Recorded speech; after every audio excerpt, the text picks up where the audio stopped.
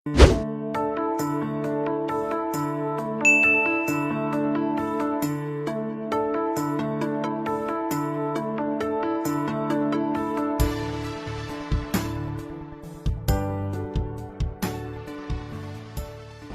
की सुरक्षा और राज्य के धार्मिक पर्यटन के लिहाज से उत्तराखंड में बन रही ऑल वेदर रोड बेहद महत्वपूर्ण है। लेकिन सुप्रीम कोर्ट के आदेशों के बाद ऑल वेदर रोड के निर्माण में किस तरह से बदलाव आए हैं और इससे क्या कुछ फर्क पड़ेगा, ये जानना बेहद जरूरी है। सुप्रीम कोर्ट के आदेश के बाद उत्तराखंड में चारधाम ऑल वेदर रोड निर्माण पर बड़ा असर पड़ा है।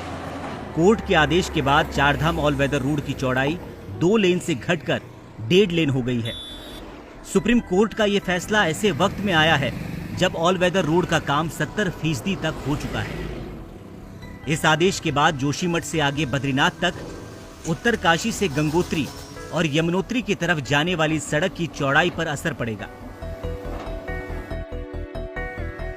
ऑल वेदर रोड प्रोजेक्ट की प्रस्तावित लंबाई 824 किलोमीटर है, जिसमें से 517 किलोमीटर की सड़कों पर काम आखिरी चरण में है। यानी 517 किलोमीटर की सड़क के लिए रोड बाइंडिंग यानी कटान का काम पूरा हो चुका है, जिसमें से 350 किलोमीटर की 2 लेन सड़क तैयार हो गई है। अब सुप्रीम कोर्ट के आदेश का 175 किलोमीटर की सड़क पर असर पड़ेगा। यानी 175 किलोमीटर की सड़क की चौड़ाई 2 लेन से घटकर 1.5 लेन हो जाएगी। इसी महीने 8 सितंबर को आए सुप्रीम कोर्ट के इस फैसले में ऑल वेदर रोड प्रोजेक्ट के तहत राष्ट्रीय राजमार्गों की चौड़ाई अब 2018 में आए सड़क व परिवहन मंत्रालय के सर्कुलर के अनुसार रखनी होगी, जिससे साफ है कि अब ऑल वेदर रोड प्रोजेक्ट में सड़क की चौड़ाई को 5.5 मीटर ही करना होगा। इस फैसले का असर उत्तराखंड के सभी राष्ट्रीय राजमार्गों पर भी लागू होगा। सुप्रीम कोर्ट के फैसले पर उत्तराखंड पीडब्ल्यूडी के विभागाध्यक्ष हरिओम शर्मा का क्या कहना है, आप भी सुनिए। देखिए, इसमें जो चारधाम परियोजना अभी तक गतिमान थी, उसमें लगभग हमारा 650 किलोमीटर में तो काम अरेंज था और उसमें से लगभग 517 किलोमीटर में पहाड़ कटान हो भी चुका है 12 मीटर फॉर्मेशन में। मूलतः ये 2 लेन रोड बन रही थी विद पेव शोल्डर, तो इसमें 12 मीटर फॉर्मेशन कटिंग थी और 10 मीटर में इसको हमें पेंटिंग करना था।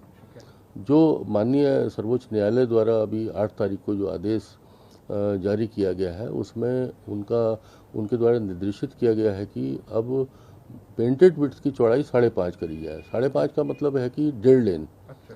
तो 2 लेन से 1.5 लेन होगा। अच्छा। तो लेकिन फॉर्मेशन कटिंग इसमें भी हमें लगभग 9.5-10 मीटर उसमें होगी। इस मामले में उत्तराखंड के वरिष्ठ पत्रकार जयसिंह रावत का कहना है कि ऑल वेदर रोड का 70% कटान हो चुका है। ऐसे में इस फैसले के आने में काफी देर हो गई। हिमालय का जितना नुकसान होना था वो हो चुका। सुप्रीम कोर्ट का फैसला तो अच्छा है, लेकिन बहुत विलंब से है। ये फैसला तब आया है जब चौड़ीकरण के नाम पर लगभग 70% पहाड़ कट चुके हैं, बेरहमी से कट चुके हैं। जो नुकसान होना था हो चुका है, क्योंकि हिमालय बहुत कच्चा पहाड़ है। उसमें दुनिया की यूरेशियन प्लेट से भी कच्चा, बहुत कच्चा, तभी तो हिमालय की ऊंचाइयां उठ रही हैं। इसकी संवेदनशीलता नहीं देखी। पेड़ काटने की आपका जैसे हुआ, पेड़ पहले काट दिए गए, मतलब इतनी हड़बड़ी हुई, इसका मतलब उसका पीछे कुछ न कुछ रहा होगा। पेड़ पहले काट दिए, सारी कटिंग वो कर दी। इतने ही पैसे से सरकार जो इसको चौड़ीकरण वास्तव में ऑल वेदर बना सकती थी। रेलवे भी तो कर रहा है, रेलवे ने तो इतना कटान नहीं किया, जबकि रेलवे जो कर्णप्रयाग रेल जा रही है वो सचमुच के ऑल वेदर होगी। उसमें रेल तो रुकती नहीं है ना कि लागे लैंडस्लाइड आ गया तो रोक दिया, ब्रेक लगाया, रोक दिया। इसी तरह ये भी बन सकती थी, जैसे आपका जम्मू से कटरा तक बनाया ऑल वेदर रोड वो है, इस तरह की रोड बनानी चाहिए थी। उसमें एलिवेटेड, पैरेलल एलिवेटेड सड़कें बनती, कुछ जगहों पर टनलिंग हो जाती, कुछ जगह जो अनावश्यक छोटे छोटे बैंड बनाए हुए उन पर पुल बना दिए जाते, तो सड़क छोटी भी होती और सीधी भी हो जाती है। तो दुर्भाग्य है कि यहाँ पहले नीतियां पहले बननी चाहिए, फिर उसके लिए नियम बनने चाहिए, उसके बाद एग्जीक्यूट करना चाहिए। यहाँ पहले उल्टी गंगा बहाते हैं, पहले एग्जीक्यूट कर लेते हैं, उसके बाद उस पर नीतियां बनेंगी, फिर उसके बाद प्लान मतलब उल्टी दिशा में गंगा घुमाई जाएगी। हिमालय क्षेत्रों में लगातार पेड़ों के कटान और पर्यावरण की हानि को लेकर पर्यावरणविदों ने इस पर सवाल उठाए हैं और ये मामला देश की सर्वोच्च अदालत तक पहुंच गया। सुप्रीम कोर्ट ने इस पर एक हाई पावर कमेटी का गठन कर दिया है। जो फैसला है निश्चित रूप से वो चार धाम हाईवे जो नेशनल हाईवेज हैं उनके ऊपर है 2018 के सर्कुलर के आधार पर कि वही आप लागू करो 2018 का सर्कुलर। रही बात 2018 के सर्कुलर की, तो 2018 का सर्कुलर जो है वो पहाड़ की सारी सड़कों के लिए है, राष्ट्रीय राजमार्गों के लिए है। तो ये बताता है कि 5.5 मीटर टार सरफेस जो है इंटरमीडिएट वो पर्याप्त है पहाड़ में आवागमन के लिए। तो जहाँ तक रही बात चारधाम परियोजना की, तो इस पर आगे जो कुछ भाग ऐसा है जहाँ पर अभी सड़क का चौड़ीकरण नहीं हुए हैं, जहाँ पहाड़ नहीं कटे हैं, तो निश्चित रूप से वहाँ पर पहाड़ों को काटने की गतिविधि वो जो है इंटरमीडिएट मानक के अनुसार होगी। अच्छा।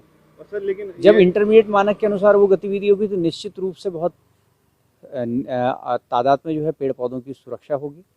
जब पहाड़ कम कटेंगे तो भूक्षरण भी कम होगा, भूस्खलन की संभावना भी कम होगी।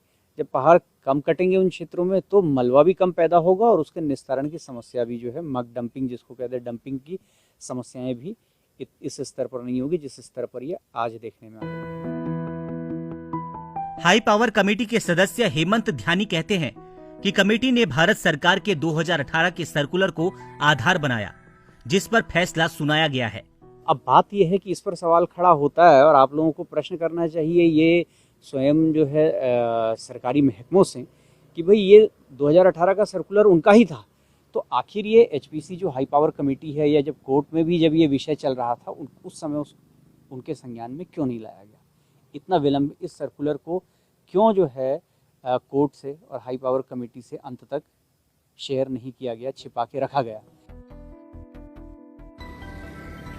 सुप्रीम कोर्ट के फैसले ने कहीं न कहीं सरकारी महकमों की मंशा पर सवाल खड़े कर दिए हैं। जब शासन में बैठे जिम्मेदारों को साल 2018 के सर्कुलर की जानकारी थी, तो ये बात हाई पावर कमेटी के संज्ञान में क्यों नहीं लाई गई? इस ढिलाई का काफी नुकसान अब तक पर्यावरण और स्थानीय लोगों को उठाना पड़ा है।